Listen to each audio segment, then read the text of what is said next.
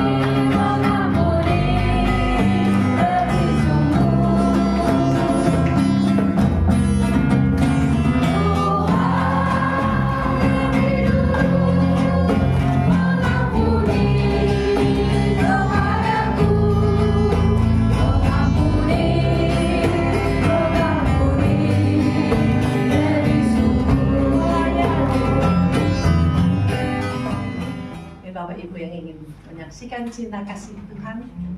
Malam ibu-ibu, bapak-bapak.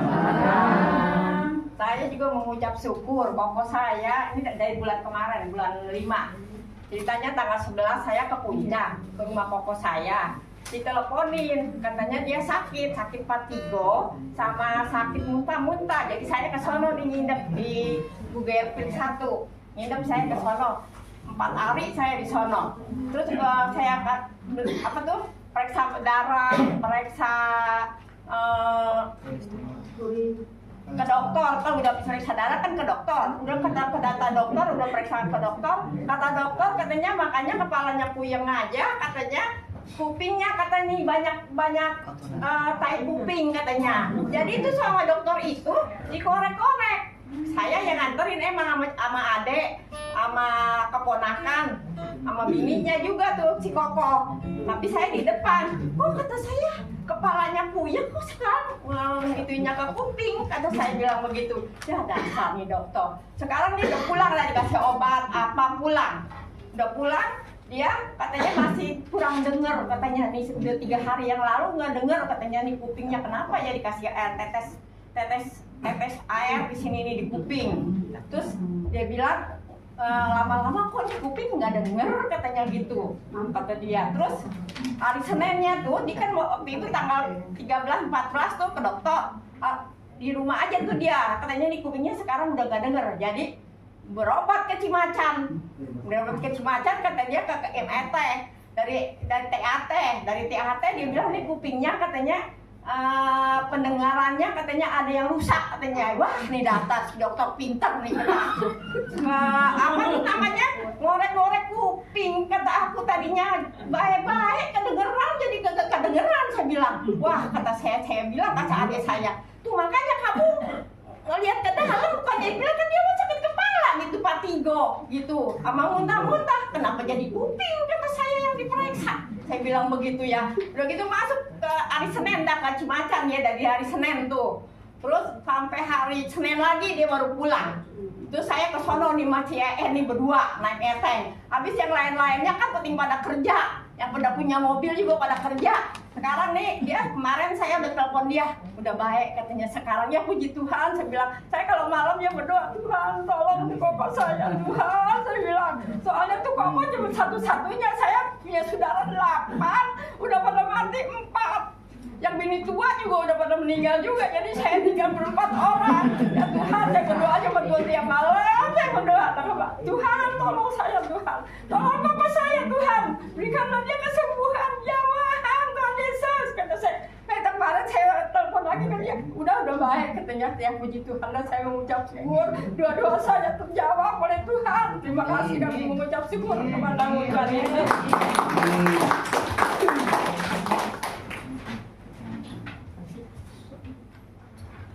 Ya, terima kasih buat kesaksian Bu Erni ya.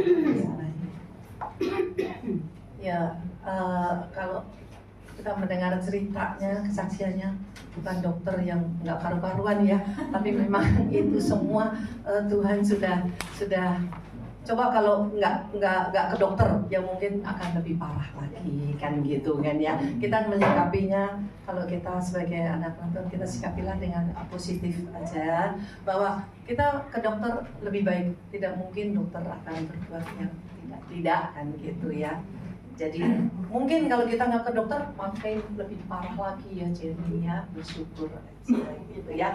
Terus karena di dokter walaupun mungkin menurut pendapat kita nggak ini, tapi kan ya ada lagi.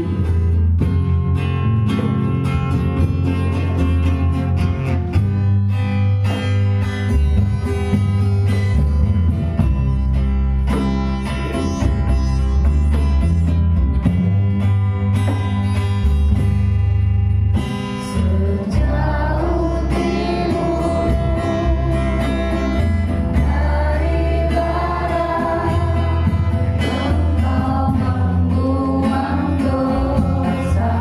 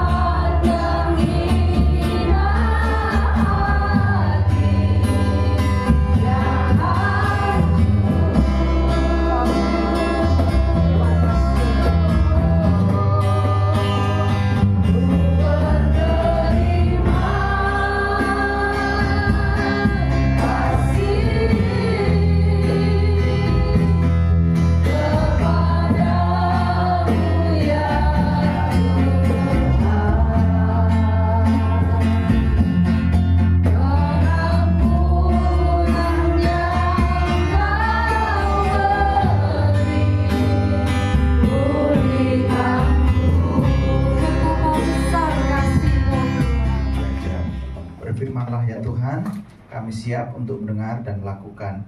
Dalam nama Tuhan Yesus Kristus kami sudah berdoa dan mengucap syukur. Amin. Selamat malam Bapak dan Ibu. Ya, kita hari ini mau belajar tentang pengampunan. Gampang diucapkan tapi tidak mudah untuk dilakukan, ya. Apalagi kalau itu menyangkut orang yang sangat dekat dengan kita, ya. Biasanya itu sulit, ya. Tapi yang sulit bukan berarti tidak mungkin dilakukan, sangat mungkin. Ya, tema kita adalah pengampunan itu mengubah hati dan hubungan atau relasi. Saya sambung, ya, aplikasi ini di ayat 14 dan 15. Karena 3 ayat Bapak Ibu kita baca sama-sama, ya Bapak Ibu, ya. Matius 6 ayat 12, kemudian 14 dan 15, 2, 3. Dan ampunilah kesalahan kami seperti kami juga mengampuni orang yang bersalah kepada kami. Karena jikalau kamu mengampuni kesalahan orang, Bapamu yang di surga akan mengampuni kamu juga.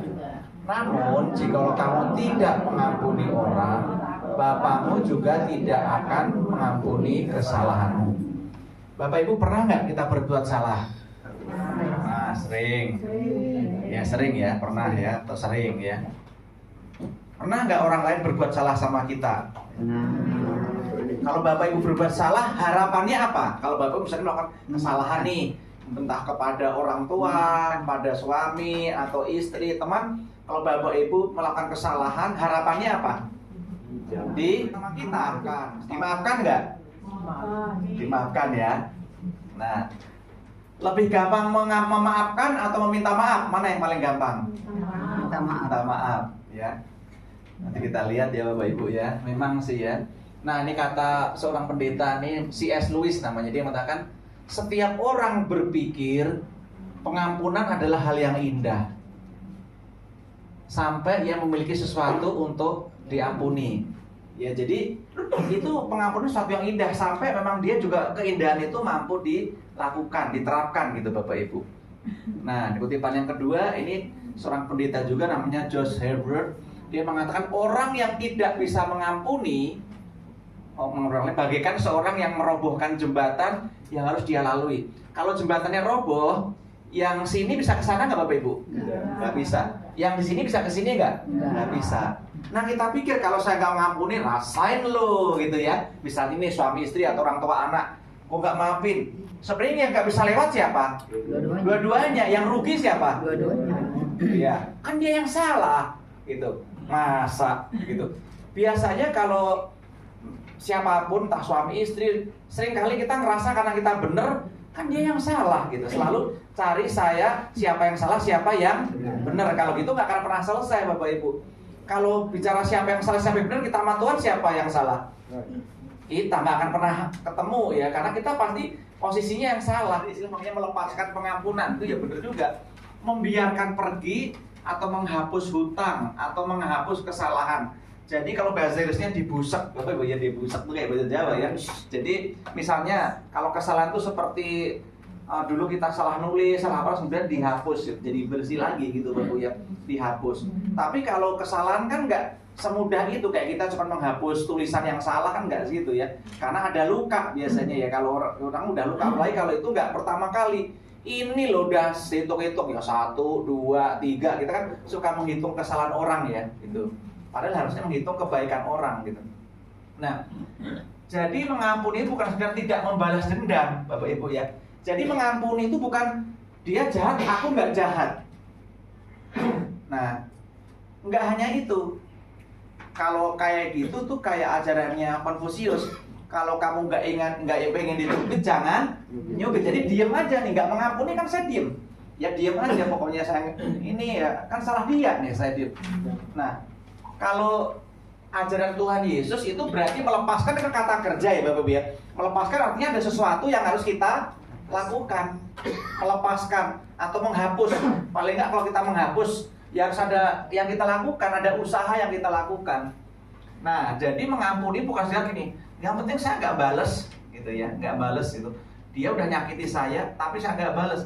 Itu bukan pengampunan yang dimaksud Tuhan Yesus. Kalau orang berbuat jahat terus kita nggak balas, baik nggak? Baik, karena orang jahatin kita nih, kita nggak membalas yang kejahatan, baik nggak?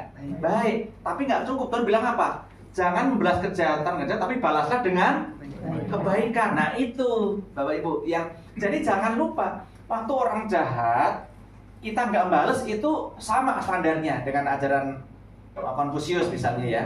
Itu dunianya gitu, nggak balas udah bagus tuh. Tapi Tuhan bilang jangan hanya nggak balas, tapi lakukan kebaikan kata Tuhan. Itu yang jadi mengampuni bukan sekedar tidak balas dendam, tetapi benar-benar membebaskan seseorang dari tanggung jawab moral, atau seolah-olah kalau dia punya hutang sama kita seolah-olah ya, karena berdosa itu dia nggak perlu bayar lagi. Tidaknya kalau dikaitkan dengan keselamatan dalam keseluruhan ajaran Alkitab, keselamatan itu adalah anugerah, ya, kasih karunia. Anugerah itu artinya gini Bapak Ibu, yang memberi nggak wajib, yang terima nggak layak, itu anugerah. Kalau yang memberi wajib, yang menerima layak, itu THR salah satunya, ya. Yang memberi wajib, tapi yang terima juga layak terima karena THR tuh. Tapi kalau anugerah itu, yang memberi nggak wajib, yang terima juga nggak pantas, itu keselamatan. Tuhan nggak hutang apa-apa sama kita. Aku kursusin kamu deh, sekolahin kamu, nanti gantian ya kamu ke adikmu. Oke siap, gitu kan ya.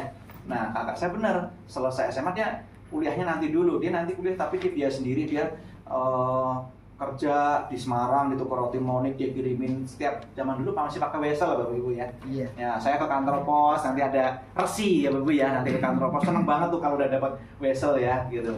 Tuh ya nanti untuk bayar uang sekolah, untuk saya les waktu itu ya, waktu itu udah gitu. Nah setelah saya selesai, saya benar saya kerja sekolahin adik saya yang di bawah saya persis. Nanti dia gantian ke adiknya. Tapi adik saya melakukan kesalahan yang besar Bapak Ibu ya. Married by accident ya. Nah saya marah. Rencananya kan jadi bubar semua. Dulu kan udah dirancang begini ya. Ya, udah rusak deh rencana masa depannya itu udah hancur. Saya marah. Saya waktu itu kerja di Hotline. Hotline itu radio, Yaski kalau Hotline itu. Dulu masih di kantornya Kebon Jeruk gitu. Saya di departemen balik buku waktu itu. Kemudian saya tiap Natal biasanya saya pulang Desember, tapi tahun itu saya nggak mau pulang. Saya benci sekali dengan adik saya ini ya. Terus saya dia udah mencemarkan nama baik keluarga. Waktu itu ayah saya udah meninggal, belum meninggal berapa lama ya. Jadi adik saya juga stres sebenarnya itu adik saya itu. Ya, jadi terus kemudian karena kita nggak mengampuni sampai mau bunuh diri beberapa adik saya itu, sampai mau bunuh diri, udah bawa pisau gitu katanya ya. Udah akhirnya karena merasa kakak saya di Semarang juga marah, saya juga marah. Saya tulis pakai spidol warna merah. Kalau zaman dulu tulis pakai warna merah artinya apa Bapak Ibu? Marah banget. Saya bilang, kamu nih ya, bagaikan air susu dibalas dengan air enggak, bilang comberan. Saya bilang, saya bikin peribahasa sendiri ya. Karena saya saking marah pakai spidol merah, saya marah. Terus Natal saya nggak mau pulang.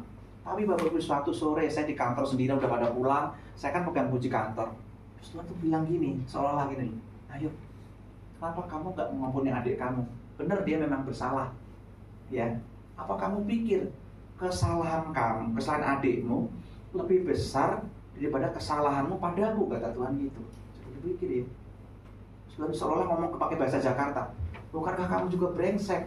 Masa kamu juga nakal? Kamu juga bukan orang yang baik-baik gitu. Kenapa kamu nggak ampuni adik kamu? Apa kamu pikir kamu baik-baik? Kamu, saya ditegur gitu loh. Padahal saya udah nggak mau pulang itu di Desember tanggal pokoknya awal-awal lah, harusnya akhir itu liburan pertengahan itu saya udah gak mau pulang deh. Saya nangis Bapak Ibu, ya Tuhan ya oke, saya mau pulang.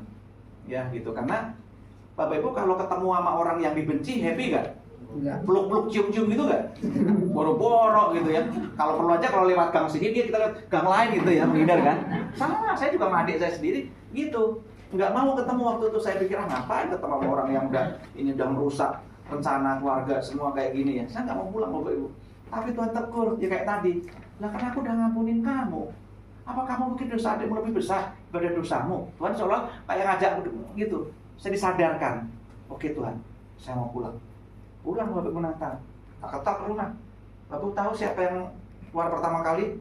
Anjing, bukan. Buka pintu adik saya. Saya peluk ya kami berpelukan nangis gitu ya. Itu boleh dipulihkan ya. Adik saya kan MBA ya, waktu itu kan umurnya kan belum cukup gitu, sehingga akte nikahnya itu pakai neneknya gitu. Gitu belum nikah kan ya, jadi pakai neneknya. Anaknya itu jadi minder waktu itu ya, keterima di IPB ya. Terus waktu sempat ngelamar di TC, Teacher College UPH. Tapi waktu tesnya udah lancar. Waktu psikologi tanya ibumu yang mana, dia bingung dia, ini kok antara ini kakak sama ini kok nggak sama gitu. Dia nanya ke adik saya, Mas, sebenarnya mama saya itu siapa? Nenek atau ini? Kan harus menjelaskan masa lalunya lagi, luka kan itu waktu ya. Sekarang anaknya di Australia Bapak Ibu ya. Anak yang dulu celingus itu bahasa Jawanya ini ya, pendiam, pemalu gitu ya. Karena dia juga nggak jelas waktu itu. Kok di kakaknya ibunya nenek, tapi aslinya kok ibunya, bingung kan? Dia bingung waktu itu. Wah, itu pemulihannya butuh waktu lama Bapak Ibu. Saya untuk mengampuni juga nggak gampang. Kan saya bilang kan, pengampunan itu indah, tetapi tidak mudah untuk dilakukan, itu butuh prosesnya. Saya juga, itu adik saya sendiri loh. Ya udah dipulihkan sih, ya. Terus dia sama adiknya yang masih 10 tahun suka berantem, jangan enggak sini ya. Jadi iri ya, gara-gara kamu ya katanya. Sekarang kasih sayangnya jadi terbagi. Kan dulu dia anak ketiga dipikir udah terakhir. Dia punya adik lagi selisihnya 10 tahun Bapak Ibu. Nah jadi kalau dulu apa-apa kan sama buat adik. Sekarang enggak buat adiknya. Gara-gara kamu ya, jadi seolah-olah adiknya tuh ngerasa hadirnya tidak diinginkan. Wah berantem Bapak Ibu, ciong gitu ya. Terus satu kali saya udah kuliah di Malang waktu itu ya. Zaman dulu belum ada handphone, adiknya cuma email, saya mau bunuh diri, saya minggat dari rumah. Adik saya yang paling kecil, oh saya izin. Saya tanya kenapa? Habis aku disuruh-suruh terus sama kakak gitu. Saya tanya, benar sama adik saya yang iya, emang kenapa? Disuruh punya adik buat apa kalau gak disuruh-suruh? Gitu jawabnya. Ya. Sekarang mereka rukun, adik saya ambil psikologi, kalau ada masalah kakaknya konseling sama adiknya. Sekarang udah kayak kebun nusuk kuda, kadang kuda nusuk kijang, nusuk macam-macam lah ya, gitu ya. Nah tapi keluarga saya juga gak ideal Bapak Ibu, punya pengalaman untuk mengampuni nggak gampang. Tapi kenapa saya bisa lakukan? Tadi saya diingetin sama Tuhan. Ayo, aku udah ngampunin kamu. Kenapa kamu nggak ampunin adik sampai adik mau bunuh diri? Saya tahunya setelah itu sih Bapak Ibu. Prosesnya adik saya mau bunuh diri saya udah nggak tahu. Sekarang udah dipulihkan ya. Anaknya saat di Australia dan punya anak kedua. Yang selingkuh tadi juga sudah mulai percaya diri. Ya untungnya dia pelariannya bener ya. Waktu dia jadi pemalu itu dia belajar Bapak Ibu ya, nggak narkoba, nggak apa gitu. Di IPB dia 5 tahun tinggal di asrama terus karena anaknya nggak neko-neko. Biasanya di IPB itu cuma boleh setahun. Ya, dia masuk UNS ditolak, masuk UNES Semarang ditolak, IPB malah terima Bapak Ibu ya, terima ya. Dan akhirnya sekarang dia di Australia, pulang-balik kayak pulang kampung aja. Saya bilang, Gung, namanya Agun, kamu bolak-balik sekarang pulang gitu, emang dibayarin urusan? Enggak, Pak D, bilang saya Pak D. Kan sayang kalau saya uangnya, enggak, kangen adiknya, kangen mamanya gitu ya. Udah Australia kayak itu aja, kayak dulu dia Pak Sunanto aja bolak-balik nengok cucu gitu kan. Adiknya gimana, pesawat kan mahal ya gitu ya. Kalau saya mah ini ya, tapi ya itu Bapak Ibu dipulihkan ya anaknya sekarang. Anaknya juga terluka, anaknya ya dipulihkan. Saya terluka, adik saya juga terluka, nggak diampuni saat mau bunuh diri Bapak Ibu. Keluarga saya bukan ideal, tapi kami juga akhirnya belajar mengampuni. Adik saya juga luka ya, karena dianggap lahirnya itu nggak diinginkan oleh kakaknya. Sedih nggak Bapak Ibu kalau Bapak Ibu dibilang gara-gara kamu ya, gitu kan seolah-olah kan itu juga luka juga. Nah, sekarang dipulihkan Bapak Ibu, itu butuh waktu juga. Nah Bapak Ibu, kalau keluarga saya bisa, saya nggak tahu Bapak Ibu ada nggak masalah yang mungkin nggak sama persis, luka dengan anak, luka dengan suami, luka dengan istri, jangan dibiarkan Bapak Ibu ya. Kalau itu dibiarkan nanti lama-lama kayak tadi ya, luka kalau dibiarkan jadi apa? Borok, busuk, dan nanti malah pengobatannya jadi lebih susah, lebih mahal, lebih lama. Beda kalau Bapak Ibu langsung ya obatin. Memang sakit kayak Bapak Ibu contoh nih ya, kayak contoh terakhir deh. Dulu kalau kita sariawan, salah satu obat yang paling nyuas langsung sebut kasih apa itu? Garam atau aboltil ya kan? Wah itu sakitnya nyuas. Tapi setelah itu kan baik ya. Gitu kan nggak bisa di ini ya. Kalau mau ya bisa proses tapi kadang-kadang sakit. Tapi sakit itu kadang-kadang itulah yang menyembuhkan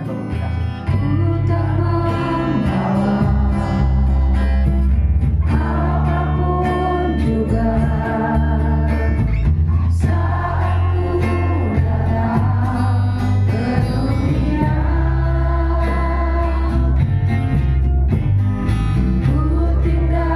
Semua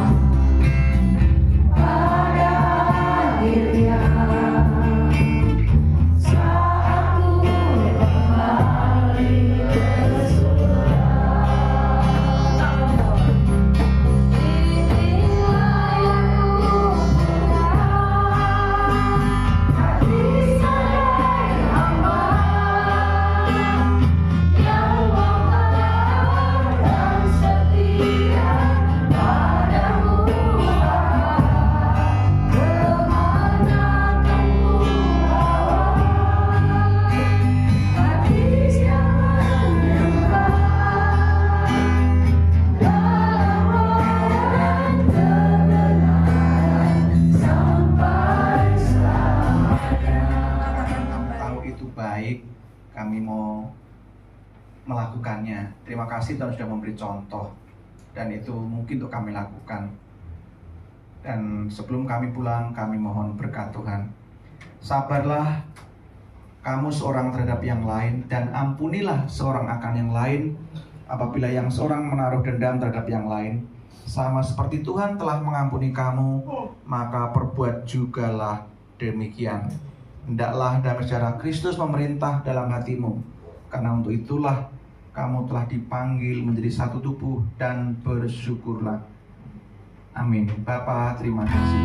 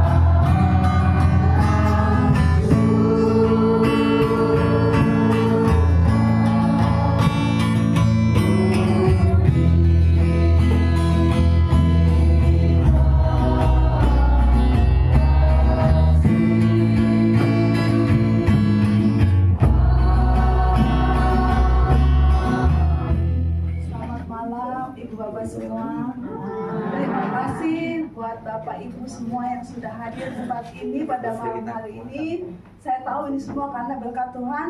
Tuhan sudah pimpin sampai hari kelima. Itu semua karena hikmat dari Tuhan juga. Saya mewakili, saya Cimelani, mengucap syukur berkat dari Bapak Ibu semua. Semoga nih snack yang saya sediain walaupun sederhana cocok buat Bapak Ibu semua.